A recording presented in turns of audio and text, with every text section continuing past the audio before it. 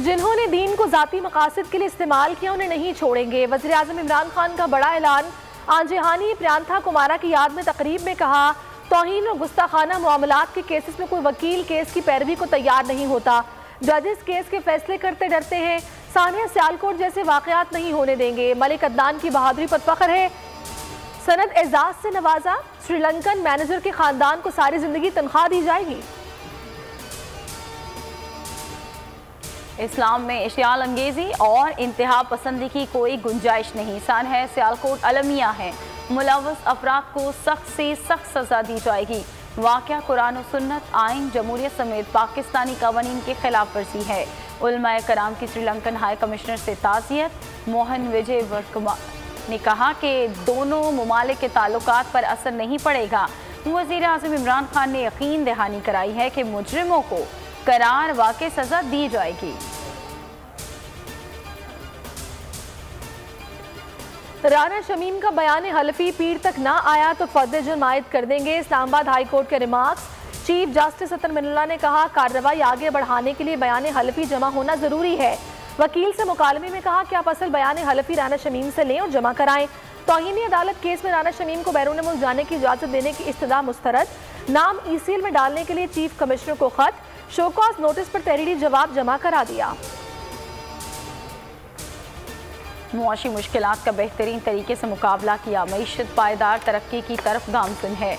वज़ीर आज़म इमरान खान का macro economic मुशावरती group इजलास से खिताब। कहा कि मुल्क के मुआशी इशारिये और ज़र मुबादला के ज़खायर मुस्तहकम है। रिलीफ आवाम तक जल्द पहुँचाने के इक़दाम उठाएँ। ऑपोजिशन ने लॉन्ग मार्च के लिए गलत तारीख का तयन किया। एहतजाज 23 मार्च से पहले या बाद में कर लें। शेख रशीद कहते हैं, रास्ते बंद हुए तो ऑपोजिशन गिले ना करे। फजल रहमान जिनके पीछे चल रहे हैं उनकी महारत गाने गाना है। कोई निगरान हुकूमत नहीं आ रही। इमरान खान 4 माह में महंगाई कंट्रोल कर लेंगे। सिविल और अस्करी क़यादत एक पेज पर है।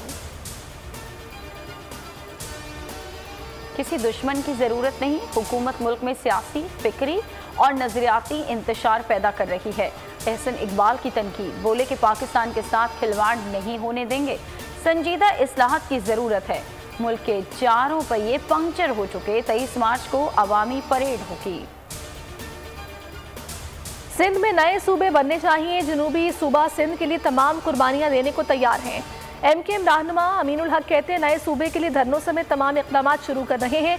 आमिर खान बोले, पीपल्स पार्टी पाकिस्तान की हमदर्द नहीं, सिंधु देश की हामी है। 11 दिसंबर को नए बल्दियाती बिल पर APC में मुत्तफ़िक़ा करारदाद पास कराएंगे।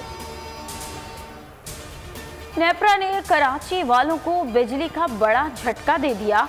सितंबर के फ्यूल एडजस्टमेंट चार्जेस की मद में ₹3.75 फी यूनिट इजाफा दिसंबर के बिल में वसूल किया जाएगा। शहबाज शरीफ कहते हैं कि कीमत में इजाफा IMF की गुलामी का सबूत है। ढाका टेस्ट में पाकिस्तानी बॉलर्स की शानदार कारकर्दगी। पहली इनिंग में 76 रन पर बांग्लादेश के 7 खिलाड़ी पवेलियन पहुंचा दिए। बंगाल टाइगर्स को बर्तरी खत्म करने के लिए मजीद 224 रन दरकार। साजिद खान ने 6 विकेटें ली।